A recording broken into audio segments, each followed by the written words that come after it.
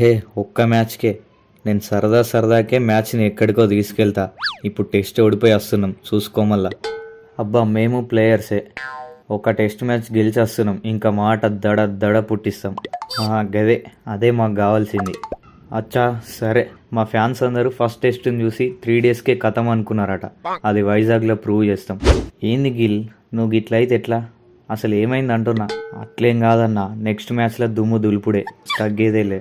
ఏమో world cup నుంచి చూస్తున్నా, చెప్పుకునేటట్టు ఒక్క ఇన్నింగ్ కూడా లేదు. ఈసారి చూడన్నా, సెకండ్ ఫేఫ్ వైజాగ్లో నేను ఆడే ఆటకు ఇంగ్లాండ్ వాళ్ళకి చుక్కలు కనబడాల. సరే కనబడేది మీకా మాకా చూద్దాం. చూసుడేంలే, నా బౌలింగ్ తోటి వైజాగ్ మొత్తం మూత మోగిపోవాలి. ఏంది వయ్యా భరత్, బ్యాటింగ్ సక్క ఎత్తలేవు, కీపింగ్ అన్న సక్క ఎత్తలేవు. ఎంతో ఎక్స్పీరియన్స్ ఉన్న రాహుల్ని పక్కకు పెట్టి నిన్న ఆడిస్తున్నా, గిట్ల అయితే ఎట్లా? మస్తు గ్యాప్ వచ్చిందా నా కీపింగ్ అయ్యాక. నెక్స్ట్ మ్యాచ్ చూడును, ఏం చూసుడో ఏమోపో. గిల్లేమో అట్లా, శ్రేయసం ఇట్లా, నువ్వేమో అట్లా. నేనేం చేసినా అన్న? నువ్వేం చేసినావా? ఇది నీ స్కోరే కదా. గిట్లానా? అంతో ఇంతో మన జైస్వాల్ పోపు ఐపీఎల్ క్లిక్ అయిండు, T20లో డెబ్యూ చేసిండు, మంచి పర్ఫార్మెన్స్ ఇచ్చిండు. టెస్ట్లో డెబ్యూ చేసిండు, గ్రేట్ ఇన్నింగ్స్ ఆడుతుండు. మళ్ళీ ఎప్పటి వరకు ఫామ్ ఉంటుందో లేదో తెలియదు. అంత లేపు ఒకసారి వండబెట్టినవేందన్న? నన్ను నీ తర్వాత ఫ్యూచర్ హిట్ మ్యాన్ అంటున్నారన్న.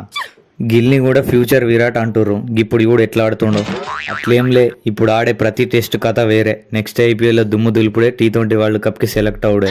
నువ్వు ఇదే ఫామ్ కంటిన్యూ అయ్యి T20 వరల్డ్ కప్లో నేను ప్లేయింగ్ లెవెల్లో పెడతా. థ్యాంక్ యూ అన్నయ్య, థ్యాంక్ యూ.